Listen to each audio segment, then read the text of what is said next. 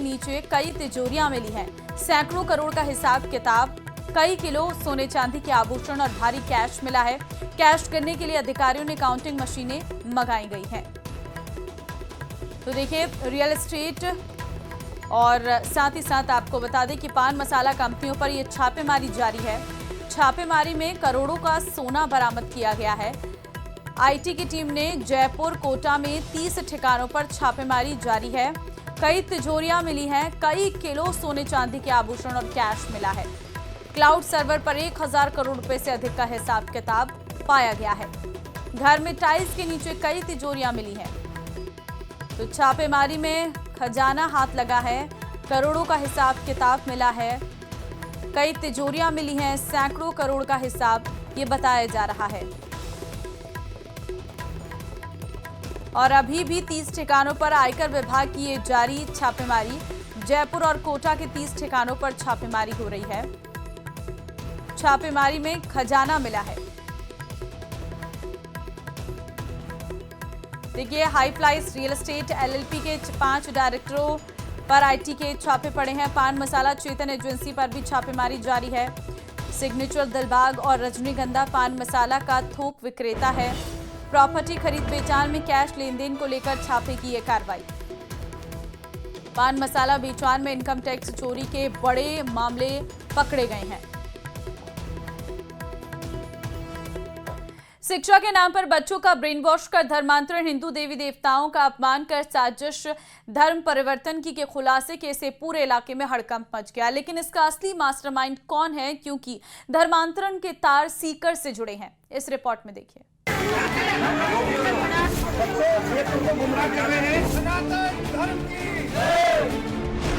Hostel में धर्मांतरण का गंदा खेल। टूट जाएंगे, ऊपर से मत कूदो, हम तुम्हारे लिए आए हैं। पहले मासूम बच्चों का ब्रेन वॉश। बेटा ऊपर से क्यों कूदा? ऊपर से क्यों कूदा तू? मैडम ने बोला था। है? हिंदू देवी देवताओं का अपमान, ईसाई धर्म परिवर्तन की साजिश। पहले बच्चों का ब्रेन वॉश किया जाता है, हिंदू देवी देवताओं से उनकी आस्था को कमजोर किया जाता, फिर धीरे धीरे पैसों का लालच देकर उनका ईसाई धर्मांतरण कर दिया जाता। ये धर्म परिवर्तन का गंदा खेल पूरी साजिश के तहत किया जा रहा था। शिक्षा के नाम पर धर्मांतरण कराने की साजिश अलवर के गोलेटा स्थित सैयद कॉलोनी में ईसाई मिशनरी संचालित एक हॉस्टल में चल रही थी, जिसकी भनक विश्व हिंदू परिषद और बजरंग दल के कार्यकर्ताओं को लग गई तो उन्होंने बवाल शुरू कर दिया। उनको जो है रोज बाइबल का पाठ पढ़ाना, प्रेयर करवाना, हिंदू देवी देवताओं के खिलाफ उनको उकसाना, उनको गलत बातें बताना, इस तरह की हरकतें करते आए हैं। तो इस तरह की बातें बोलने की देवी देवता कुछ है ही नहीं, और जो भी कुछ है बाइबल है, जो भी कुछ है ईसा मसीह है, जो भी कुछ करेगा ईसा मसीह करेगा। इस तरह की बातें उनको पढ़ाई जाती हैं। हॉस्टल में हिंदू समाज के छोटे बच्चों को हिंदू धर्म के विरोध में भड़काकर धर्मांतरण के लिए प्रेरित किया जा रहा था। आरोप है कि बच्चों को पैसे का लालच देकर धर्म परिवर्तन कराया जा रहा था। 5 साल का बच्चा से लेकर के 10 और 12 साल के बच्चे उसमें हैं, जिसमें 11-12 बच्चे तो ऐसे हैं जो बोलना भी नहीं जानते। जिनका मेरे पास वीडियो है, वो कहते हैं कि भगवान श्री राम कृष्ण तो चोर है और वो अपनी औरत की रक्षा नहीं कर पाए। इनको जो मानने वाले हैं वो तड़प तड़प के मरते हैं, अग्नि में जलते हैं तो तड़पते हैं। लेकिन ईसा मसीह ऐसा है जो 3 दिन बाद भी जिंदा निकाल लेता है। उधर जब हिंदू संगठनों का विरोध बढ़ा तो एमआईए थाना पुलिस भी एक्शन में आई।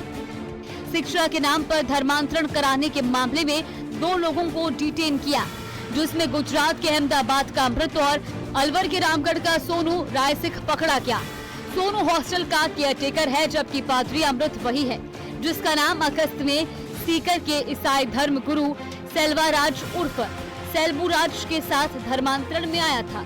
हालांकि अमृत जमानत पर बाहर था।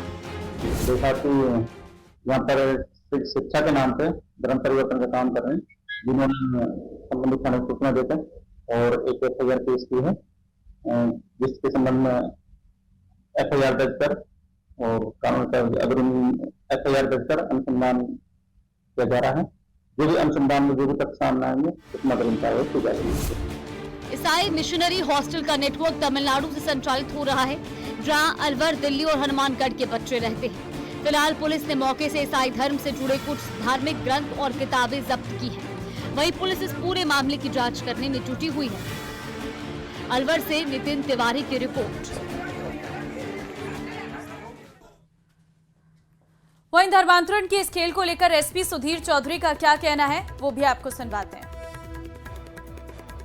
दिनांक 3/9/2025 को MIA थाने में एक प्रकरण दर्ज हुआ है, जिसमें कि आसूचना हमारे पास प्राप्त हुई थी। जिले में कुछ जगह पर कुछ लोग अवैध गतिविधियों में लिप्त हैं, जो कि गरीब बच्चों को सस्ती शिक्षा के नाम पर, हॉस्टल के नाम पर अपने पास रखते हैं और धर्म संदर्भ में जो है गलत बातें को सिखाते हैं और कहीं न कहीं उनका प्रयास रहता है कि उन बच्चों का धर्म परिवर्तन किया जाए। इस संदर्भ में हमने 2 व्यक्तियों को गिरफ्तार किया है।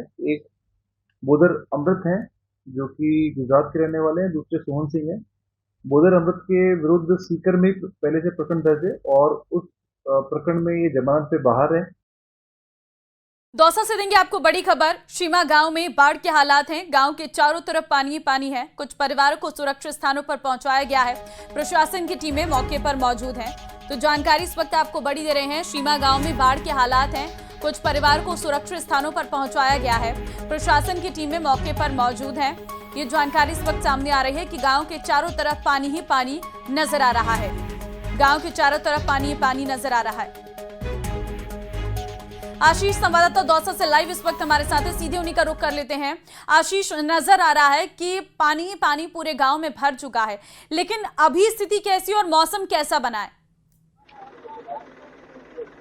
बिल्कुल, मौसम भले ही आज साफ हो, लेकिन जिस तरह कल बारिश हुई, उस बारिश के बाद पूरे गांव की आप तस्वीर देख सकते हो। ये लालसोट क्षेत्र का श्रीवा गांव है। वो सामने जो घर नजर आ रहे हैं, कच्चे घर, वहां पर जो लोग रहते थे, जो परिवार रहते थे, उनको स्थानीय प्रशासन और स्थानीय जनप्रतिनिधियों ने दूसरी जगह शिफ्ट कर दिया गया है। और सामने भी एक तस्वीर देख सकते हो, जो राहत एवं बचाव कार्य के लिए जो ट्रैक्टर था प्रशासन की तरफ से मंगवाया गया था, जो स्थानीय सरपंच के द्वारा मंगवाया गया था ताकि लोगों को राहत पहुंचाई जा सके। वो ट्रैक्टर भी इस बाढ़ के अंदर जो सड़क के नीचे गिर गया है। ऐसे में ये ट्रैक्टर भी जो राहत के लिए यहाँ पर लगा हुआ था, वो भी डैमेज हो गया है। जो सरपंच है दिलखुश मीणा, वो कल से ही पूरे मामले की मॉनिटरिंग कर रहे हैं।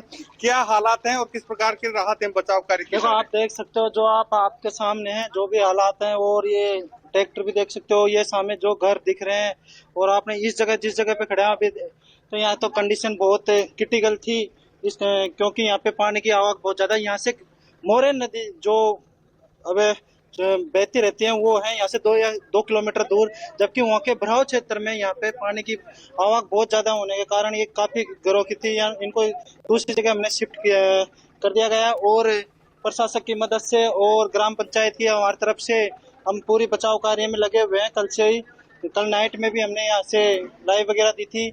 तो हम जितना भी हमसे कोशिश होगी, जितनी हम कोशिश करेंगे। बिल्कुल, कोशिश ये की जा रही है लोगों को राहत एवं बचाव कार्य किया जाए। ट्रैक्टर पे सवार होकर हम आगे जाने की कोशिश करते हैं ताकि हमको जो पीड़ित लोग हैं उन तक पहुंचा जा सके। ये ट्रैक्टर है, अब हम कोशिश करेंगे ड्राइवर से थोड़ा पीछे लेके चले, तो ताकि हम जो जहाँ भी लोग फंसे हुए हैं, जहाँ पर वो ट्रैक्टर खराब हुआ है, राहत एवं बचाव कार्य वाले उन लोगों का जो बचाव कार्य है उनको वापस लाने के लिए हम सब किस प्रकार के हालात यहाँ पर बने हुए हैं? क्या यहाँ के बहुत ही ज्यादा क्रिटिकल हालात बने हुए हैं। पूरे जो भी ग्रामवासी जहाँ पे जो अपने इस घरों में निवास कर रहे थे, उनको हमने दूसरी जगह शिफ्ट कर दिया। जबकि अभी थोड़ी बहुत भी जो भी बारिश होगी तो वापिस वही हालात हमको यहाँ पे देखने के बने हुए हैं।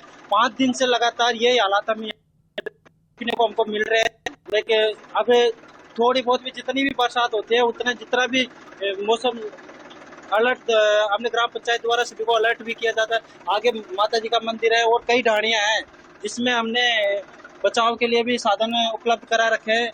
और जितना भी हमसे होगा हम करते रहेंगे ग्राम पंचायत के लिए। बिल्कुल, कोशिश ये की जा रही है कि लोगों को बताया जा सके। हम पीछे वहाँ पर ट्रैक्टर फंसा हुआ है, वहाँ जाने की कोशिश करते हैं। तो आप पीछे दीजिए ट्रैक्टर को थोड़ा सा।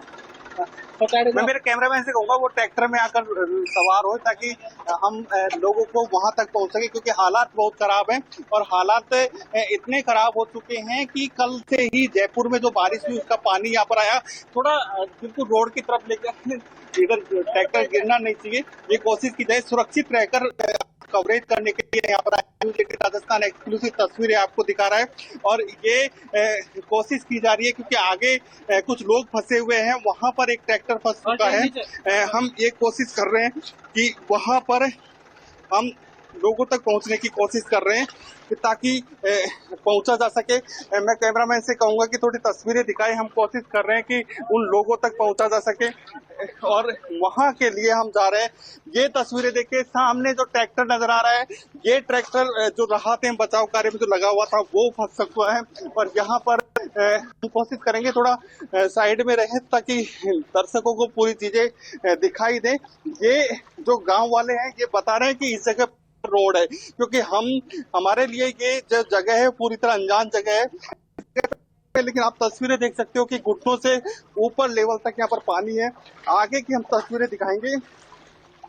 ये जो ट्रैक्टर है आप देखो किस तरह ये ट्रैक्टर फंसा हुआ है और ये हालात श्रीमा गांव के बने हैं और न केवल श्रीमा के, बाकी समेल गांव है और करीब 2 दर्जन ऐसे गांव हैं जहां बाढ़ के हालात हैं और प्रशासन ने भी एक एडवाइजरी जारी की है और इसी को देखते हुए आप तस्वीरें देख सकते हो। इन तस्वीरों के बाद हम लोगों से बात करते हैं किस तरह के यहाँ पर हालात हैं और कल से बहुत ज्यादा है। 5 दिन से तो बिल्कुल भी रास्ता जाम है। यहाँ तो पानी तो 1 महीना से आ रही है, कहता मत मखा मत, और 5 दिन से तो बारिश है। ये काम है रास्ता तो साफ गोगरी बना के खा रहे हैं, आटा भी नहीं है हमारे पास। क्या हालत है अजी? 5 दिन से तो आटा भी नहीं है, गोगरी बना के खा रहे हैं गाँव की। जो लोग फंस गए जैसे वो हम घर देख के हैं, वो लोग कहाँ पे शिफ्ट किए हैं? क्या कहाँ है वो? आधे पर्दे तो इधर शिफ्ट हो गए, आधे पर्दे घरों में शिफ्ट हो गए। रोटी हम दिए उनको। तो ये बताओ कब से पहले भी आपने देखा होगा पहले किस तरह के हालात थे, अब कितने साल बाद ऐसे हालात बने? ये 40 साल हो गए साहब। 1981 में आया था पहले ऐसे तो, और जीवन बाद में फिर ये बाहर आ गए, जीवन बाद में फिर ये ज्यादा हालत खराब हो गई सब। इस बार काफी दिनों के बाद इस लेवल पे पानी इस लेवल पे पानी आया सब। ये बीम फंस गया जब साहब, बीम निकले घर में शिफ्ट करे लोगों को रीडी करे कोई बिल्कुल फसलें नष्ट हो चुकी हैं किसानों की। जो लोग हैं वो डानियों में फंसे हुए हैं। ये जो ट्रैक्टर था ये कोशिश की जा रही थी कि राहत बच्चों से हम कोशिश करेंगे, आप दूर रहिए। ये जो ट्रैक्टर था ये राहत बचाव कार्य के लिए सरपंच के द्वारा मंगवाए गए थे 2 ट्रैक्टर, ताकि जो लोग फंसे हैं उनको सुरक्षित जगहों पर ले जाया जा सके, क्योंकि रात के समय भी यहाँ पर काफी लोगों को रेस्क्यू किया गया था और उन्हें सुरक्षित स्थानों पर भेजा गया था। हम कोशिश करेंगे कि यहाँ के जो हालात हैं वो ये श्रीमा गांव के हालात हैं। श्रीमा के अलावा जैसे समेल गांव है और भी करीब 2 दर्जन गांवों के लिए सिंचाई विभाग ने एडवाइजरी जारी की है। मोरेल नदी का जो गेज है वो 1.72 मीटर है और वर्तमान में 1.82 मीटर की लेवल पर ये मोरेल नदी बह रही है। इसके साथ ही जो मोरेल बांध है उस पर 48 इंच की चादर चल रही है, जो ऐतिहासिक है। यहाँ के एसडीएम से हमारी बात हुई, उन्होंने कहा कि इतिहास में पहली बार मोरेल बांध पर 4 फीट की चादर चली है, यानी पहली बार मोरेल बांध पर इतनी हाइट की जो चादर चल रही है। इसके कारण ये हालात बने हैं। सवाई माधोपुर और दौसा जिले के करीब 2 दर्जन गांवों के लिए बाढ़ की आशंका जताई गई है और इसी के लिए प्रशासन ने एडवाइजरी जारी की है। प्रशासनिक टीमें यहाँ पर मौके पर मौजूद है। कुछ राजस्व विभाग के अधिकारी हैं, कुछ पंचायत राज के अधिकारी हैं, वो हमको यहाँ पर मिले हैं। बिल्कुल आशीष, नजर आ रहा है कि कितनी बड़ी परेशानियां हैं और इस बारिश ने कैसे लोगों के घरों को पूरी तरह से भर दिया है पानी से। बहुत धन्यवाद आपका तमाम जानकारी देने के लिए। आगे बढ़ते हैं, खबर केकडी से है, जहां सावर से मेहरुल कला जा रहा ट्रेलर खारी नदी में पानी की तेज बहाव में पानी का वेग देखकर चालक घबरा गया। इस दौरान स्थानीय लोगों ने भागकर चालक को बाहर निकाला और अपने स्तर पर ट्रेलर को बाहर निकाला है। बता दें कि खारी नदी पर 3 फीट पानी चल रहा है, जिसके चलते प्रशासन ने रास्ते को बंद कर रखा है। लेकिन बजरी भरने से जा रहे जहां ट्रेलर गलती से उस रास्ते पर चला गया, जिसके चलते ट्रेलर पानी में फंस गया है। तो पानी की तेज आवक देखकर यहां पर ट्रेलर चालक जो है वो इसी बहाव में फंस गया है। तस्वीरें आप देख सकते हैं, खारी नदी के बहाव में फंसा है ये ट्रेलर। स्थानीय लोगों ने चालक को यहां पर बचाया है।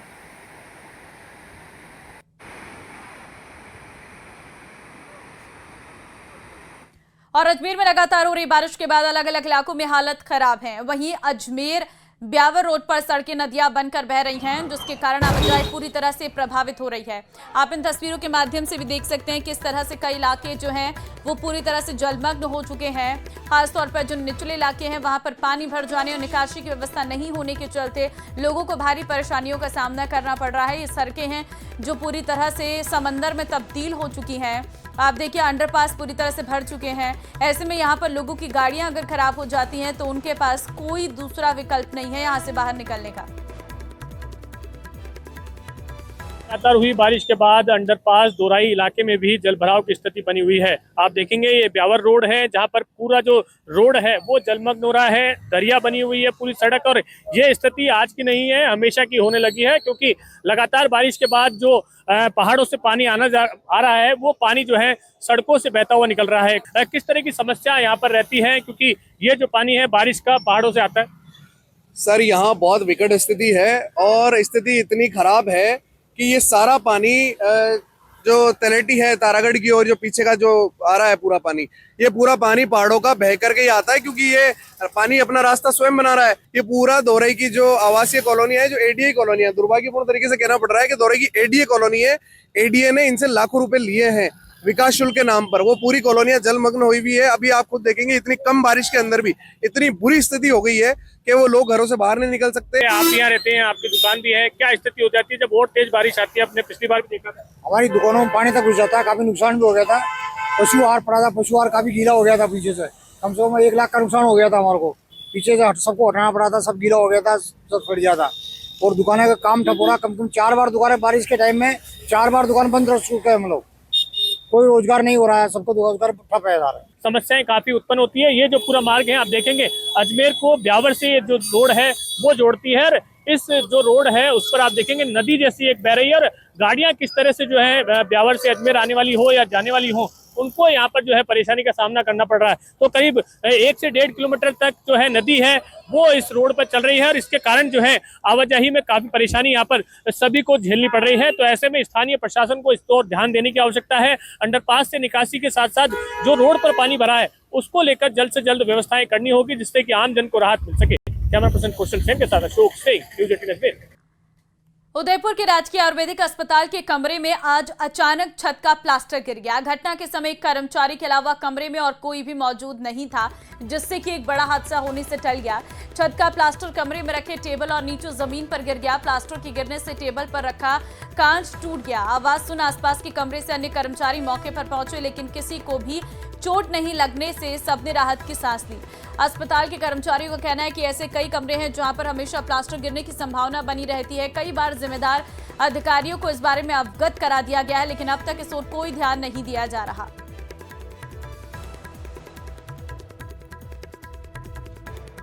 और बांसवाड़ा में फिर एक बार माही बांध छलक गया है, जहां पर लगातार पानी की आवक से माही डैम के खोले गए हैं 12 गेट। 3.5 मीटर तक खोले गए हैं माही डैम के गेट। पानी की निकासी जारी है। मध्य प्रदेश से हो रही है भारी पानी की आवक। माही नदी खतरे के निशान के ऊपर बह रही है। सहायक अभियंता प्रिंस राज सिंह सिसोदिया ने इस बाबत जानकारी दी है।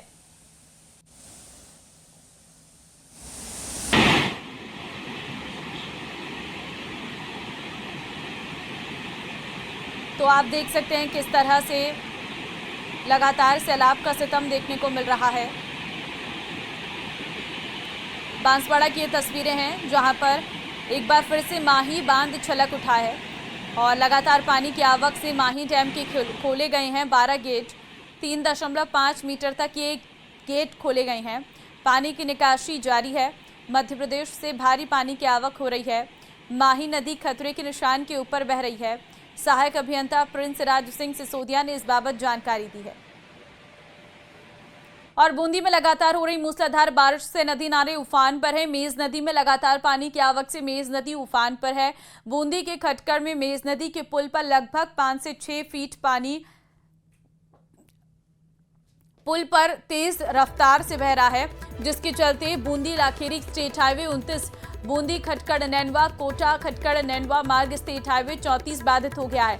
दोनों ओर वाहनों की लंबी कतारें देखी जा रही है। मेज नदी अपने उफान पर है, जिसके चलते खटकड़ में नदी के पुल पर पानी बह रहा है। इस सीजन में मेज नदी लगातार चौथी बार तूफान पर आने के चलते दोनों स्टेट हाईवे फिर से चौथी बार बाधित हुए हैं।